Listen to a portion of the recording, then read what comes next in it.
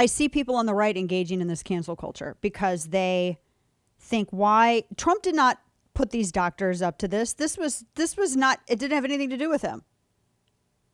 He simply retweeted one video, and he's been talking about hydroxychloroquine forever. He simply retweeted one video about it. And now everyone is acting like that's Trump's favorite doctor. And I see people on the right going, well, why was this, why was this doctor out here? Why was you know how optics work. Yeah, and you're playing right into it. I love the people who go, can you believe if you're just going to have that doctor there, everyone is only going to talk about that doctor? Like you. And you're going to make sure that they all talk about it too, because you're going to be the conservative who is criticizing that doctor who is at the... Stop it. I don't care if she has 3 legs. I don't care if she thinks that Elvis is alive. I don't care. I don't care what kind of stuff she's into. Does that have anything to do with the efficacy of hydroxychloroquine? Yes or no? It's a yes or no question. Does it or does it not have anything to do with the efficacy of hydroxychloroquine? And again, I say this as someone who shared, not anecdotal, but the actual document, a dear friend of mine's mother-in-law who lost her husband to the virus. And the family allowed me to share publicly. It's on Instagram and Facebook and Twitter and everywhere else. And I'm going to write about this at danalash.com tonight.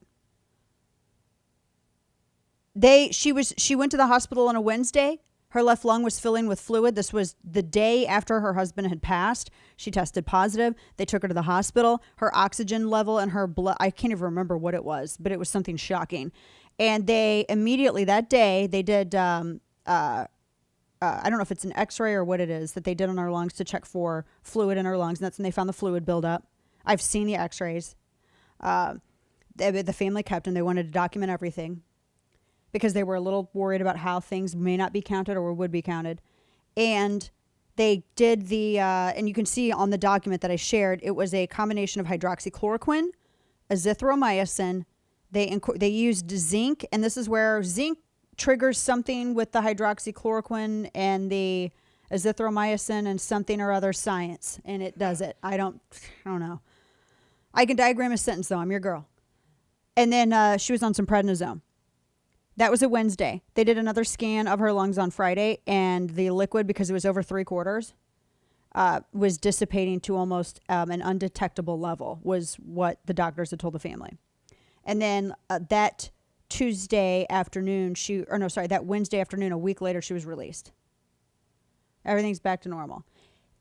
Now, she quarantined because she still had the virus. But what the hydroxychloroquine cocktail did was, and this is the big issue, treated her symptoms.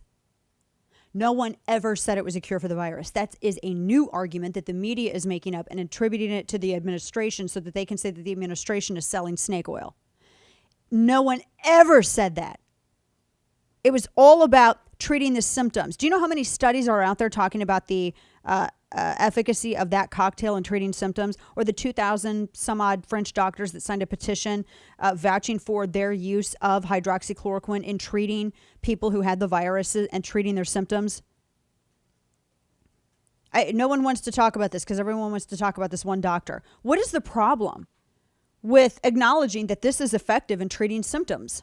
Why would you delete videos off of you leave the damn Ayatollah, his threats to America, his tweets up on Twitter, but you take down the president who just simply retweeted a video, or the another family member of the president who didn't even offer comment, or the family member who said, check this out, and that's all he said? Really? This is how you make reasonable people suspicious.